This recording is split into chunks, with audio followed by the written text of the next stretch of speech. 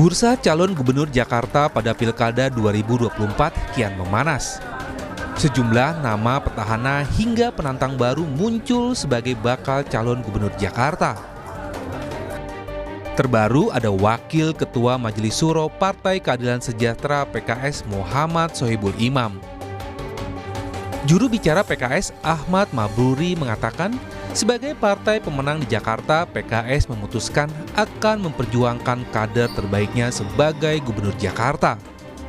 PKS menilai Sohibul Imam merupakan figur yang memiliki integritas dan kapasitas yang mumpuni untuk memimpin Jakarta.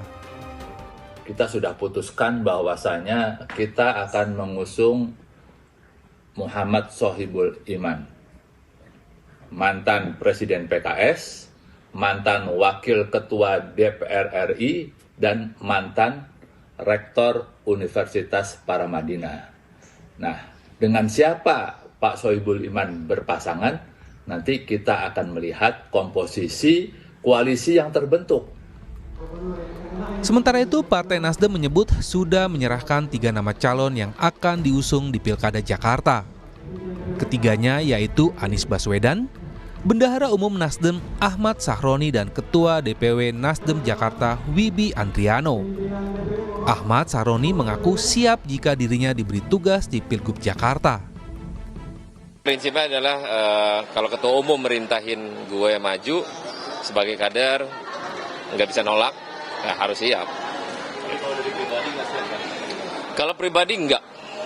Pribadi gue lebih senang DPR, tapi kan namanya kita sebagai kader yang wajib diperintah oleh ketua umum, atas perintah ketua umum ya harus mau.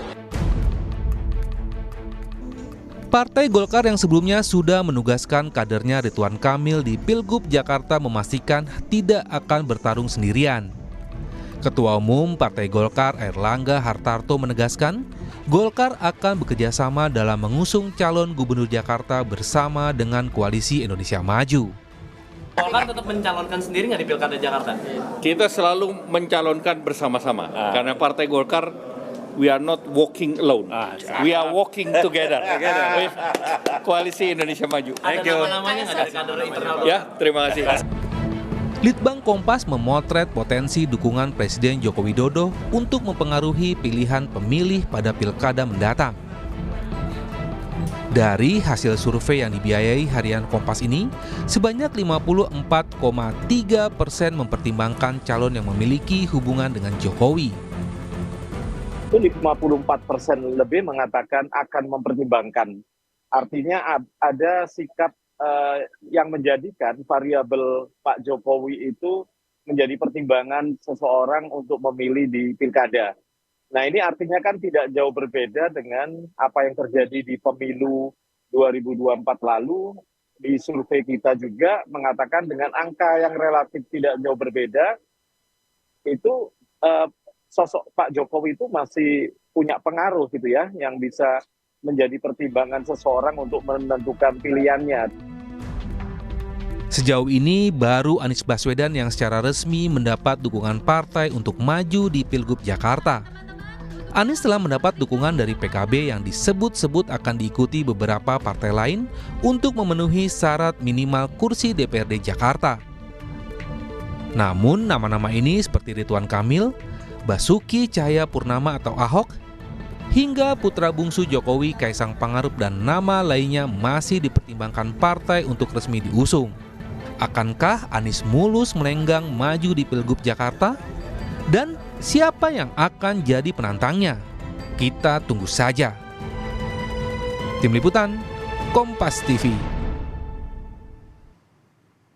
Bursa Pilgub Jakarta kian menarik setelah muncul barisan mantan gubernur dan elit parpol. Lalu siapa yang punya peluang jadi lawan Anies Baswedan yang sudah punya tiket dari PKB?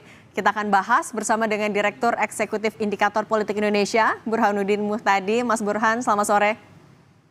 Sore, Cindy. Mas Burhan, kan sebelumnya ya kita tahu lah nama Anies Baswedan ini selalu adalah sosok yang punya elektabilitas tinggi di Jakarta. Nah kemudian PKS menyebut nama Sohibul Iman. Nah kalau Anda melihatnya sebenarnya PKS memang punya pertimbangan yang matang, serius mau memajukan Sohibul Iman atau masih cek ombak? Begini Cindy, sebenarnya elektabilitas Anies Baswedan meskipun paling tinggi tetapi tidak dominan. Karena bagaimanapun beliau adalah gubernur incumbent yang menjabat 5 tahun 2017 sampai 2022. Jadi wajar kalau berada di peringkat pertama. Tetapi tidak mendominasi karena elektabilitasnya di sekitar 30%. Sementara beliau sudah punya modal politik sebagai orang nomor satu di Jakarta 5 tahun sebelumnya. Jadi sebenarnya masih membuka potensi buat munculnya lawan-lawan lain untuk menantang kedikdayaan Anies Baswedan. Termasuk ya Sohibul Iman yang baru saja dideklarasikan sebagai bakal calon gubernur dari PKS. Jangan lupa PKS ini adalah partai pemenang pemilu di Jakarta. Dan kota-kota sekitar Jakarta itu dimenangkan oleh PKS. Seperti Kota Bogor, Bekasi, ya, Depok. Jadi PKS tidak sedang testing the water saja, tetapi PKS ingin menguji mesin partainya terkait dengan Pilkada Jakarta. Artinya modal sebagai pemenang di pemilu kemarin cukup untuk memajukan Sohibul Iman di Pilgub? Memang harus diakui ya, Sohibul Iman ini tidak populer. Ya, kita sudah coba berkali-kali dalam survei, tingkat kedikenalan publik terhadap Sohibul Iman di Jakarta itu relatif masih rendah, meskipun beliau mantan presiden PKS dan mantan wakil ketua DPR ya dari PKS. Tetapi lagi-lagi dengan kekuatan mesin PKS yang mereka punya, dan jangan lupa meskipun tentu ada banyak penolakan dari basis atau konstituen PKS, tapi PKS punya doktrin yang disebut dengan istilah taat kepada qiyadah ya. Jadi mereka patuh kepada instruksi partai. Nah, ini yang nanti kita coba lihat apakah PKS mampu menggenjot elektabilitas Sohibul Iman ya sampai jelang pendaftaran Agustus akhir 2024, ataukah akhirnya PKS menempuh opsi kedua, yaitu menjodohkan calon dari kader PKS sebagai wakil gubernur. Nah, kalau opsi pertama sekarang kan sebagai calon gubernur, namanya juga pemenang pemilu. Tetapi kalau elektabilitasnya tidak naik-naik selama 1 bulan ke depan, apa mau dikata? Mungkin PKS akan realistis untuk mengajukan kadernya sebagai wakil gubernur. Nah, pertanyaannya kepada wakil gubernur siapa? Nah, itu yang sampai sekarang masih belum clear ya. Oke, Mas Burhan, tapi kalau kita melihat konstituennya PKS kan juga bisa dibilang militan nih. Ketika misalnya PKS fix akan memajukan Sohibul Iman, Anies Baswedan juga sudah punya tiket misalnya dengan PKB dan partai politik lain. Kansnya ketika mereka bertarung gimana, Mas?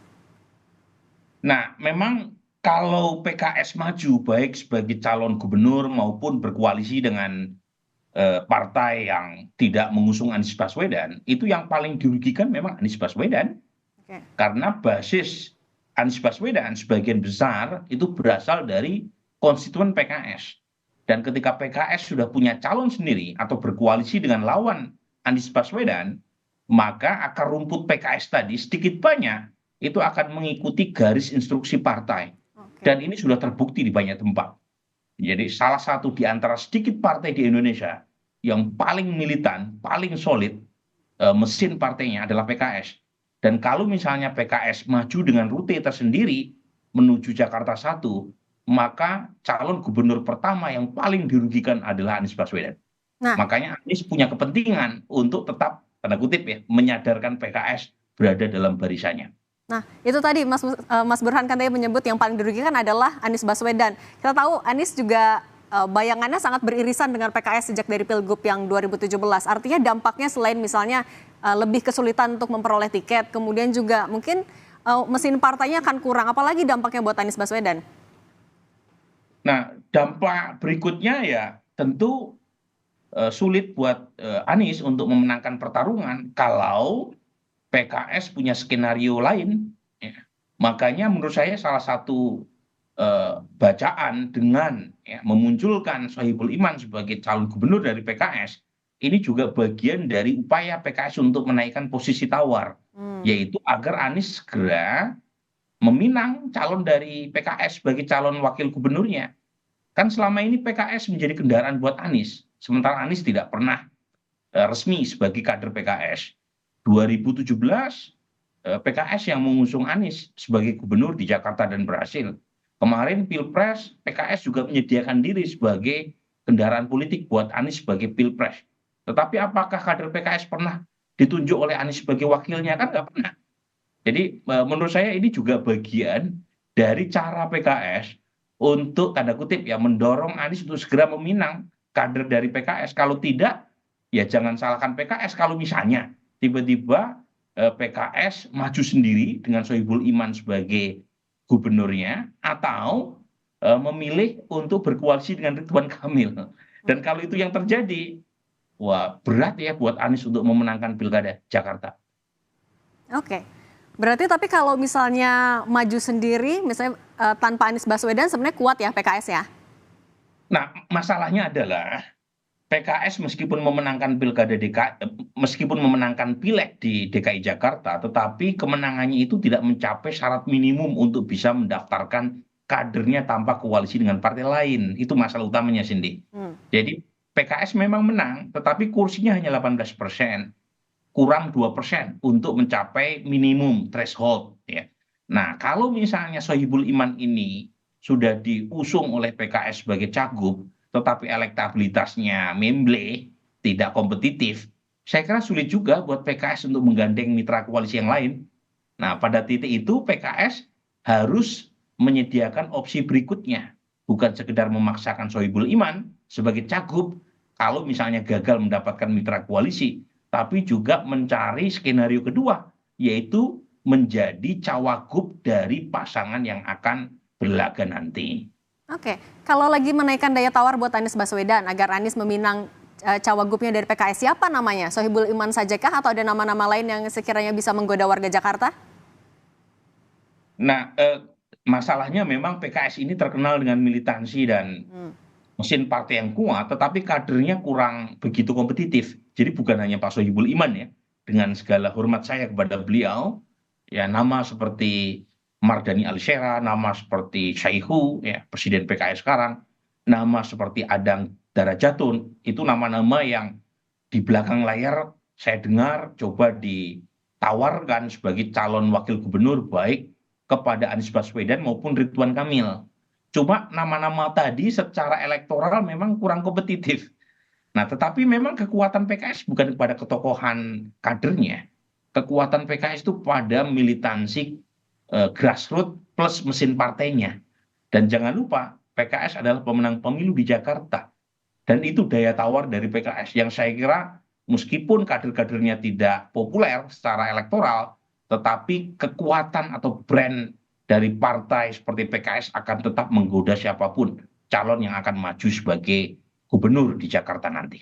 Oke, Mas Burhan, DPD PDI Perjuangan Jakarta bilang akan mendukung Anies Baswedan di Pilgub Jakarta 2024. Ini disampaikan oleh Ketua DPW Nasdem Jakarta, Wibi Andrino. Wibi bilang, ya nggak mempermasalahkan kalau PDIP dukung Anies. Kita dengarkan dulu sama-sama Mas Burhan pernyataannya. Informal aja berbicara, kita agak kaget kemarin teman-teman di DPD PDI Perjuangan mengusung Bapak Anies. Ada apa nih, ya kan? Tapi ya biarkan saja berproses.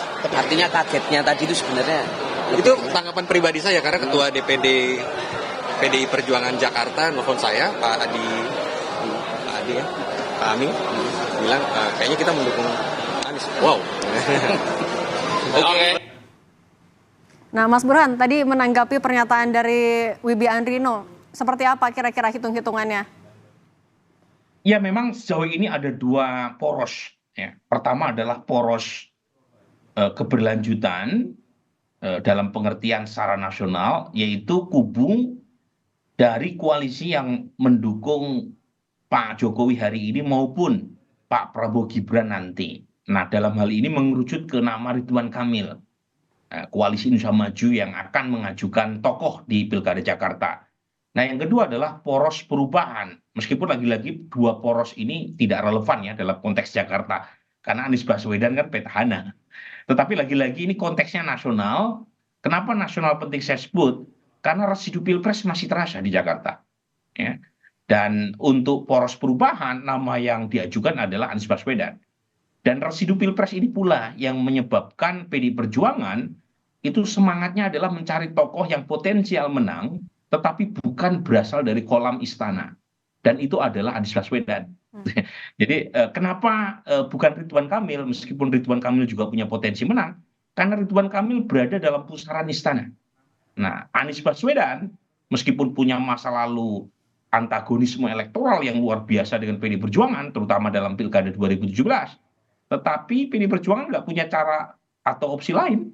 Kader-kader yang mereka usung juga tidak kompetitif secara elektoral. Meskipun PD Perjuangan punya kekuatan besar ya di Jakarta, tetapi kadernya tidak cukup kompetitif. Dan karenanya mereka melirik nama yang potensial bisa mengalahkan calon istana. Dan nama itu adalah Anies Baswedan. Nah pertanyaannya, ini pertanyaan penting nih ya. Anies bukan kader partai manapun. Nah sementara PD Perjuangan ketika mengusung Anies tentu saja punya ekspektasi agar kadernya dipinang oleh Anies sebagai cawagup. Nah pertanyaannya, apakah partai lain selain PD Perjuangan rela atau ikhlas kalau Anies meminang kader dari PD Perjuangan? Jangan lupa PD Perjuangan nggak cukup kursinya kalau mengusung Anies tanpa berkoalisi dengan partai lain. Nah ini pertanyaan sederhana buat Nasdem, buat PKB yang elit-elitnya sebagian sudah menyuarakan Anies sebagai cagup mereka. Ikhlas nggak tuh Nasdem sama PKB kalau wakilnya itu bukan kader mereka tetapi kader PD Perjuangan. Sementara tanpa Nasdem dan tanpa PKB, Anies tidak bisa berlayar. Oke. Nah, tapi Mas Burhan sebenarnya kalau yang dari Anda baca, Anda analisis, sebenarnya kenapa PDIP sampai sekarang masih wait and see nih untuk deklarasi Anies? Apakah ya goda-goda kemarin juga belum terlalu serius atau justru mungkin ada perbedaan pandangan justru di internalnya PDIP sendiri? Saya kira lebih karena ada dua saya kira. Pertama adalah mereka menunggu sampai ujung apakah ada kader internal PD Perjuangan yang punya selling point secara elektoral. Nah, secara teoritik maupun historis sulit ya dalam waktu sebulan bisa mengatrol elektabilitas seseorang dalam waktu cepat. Tetapi lagi-lagi ya namanya juga masih ada waktu kan sampai akhir Agustus. Jadi ini yang pertama, mengapa PD Perjuangan tidak segera memutuskan Anies? Karena bagaimanapun mereka wait and see, menunggu kadernya untuk bekerja dan mendapatkan dukungan publik. Yang kedua adalah ya bagaimanapun Anies maupun PD Perjuangan kan pasti perlu waktu ya untuk menentukan siapa cawagupnya. Nah, dugaan saya PD Perjuangan sudah menyampaikan beberapa nama dari internal mereka untuk dijodohkan dengan Anies. Entah itu Andika Perkasa, entah itu orang seperti misalnya ya Charles Honoris yang saya dengar di belakang layar. Tetapi lagi-lagi Anies juga perlu waktu kan, karena bagaimanapun dukungan dari PD Perjuangan kan bukan satu-satunya yang bisa membuat secara administratif Anies bisa berjalan, berlaga. Perlu kesepakatan dengan partai lain, tadi saya sudah sampaikan. Karena suara PD Perjuangan nggak cukup untuk mengusung Anies.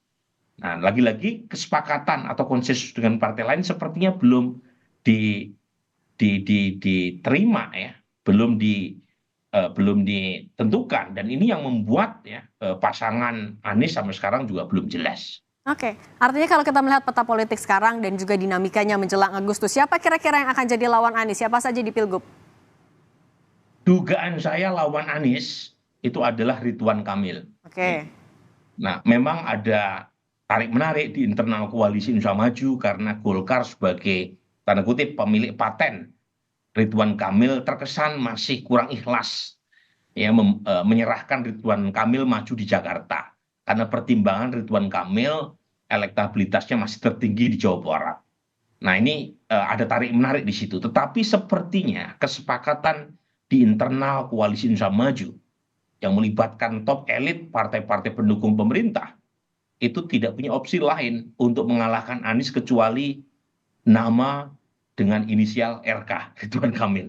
Ya, jadi itulah lawan Anies yang paling potensial. Mungkin kalau misalnya terjadi kejutan, mungkin saja PKS maju berlayar. Ya, PKS mendapatkan tambahan satu partai pendukung PKS untuk mengusung Sohibul Iman. Tetapi Sohibul Iman sebagai calon lawan Anies ini menurut saya kok agak kecil.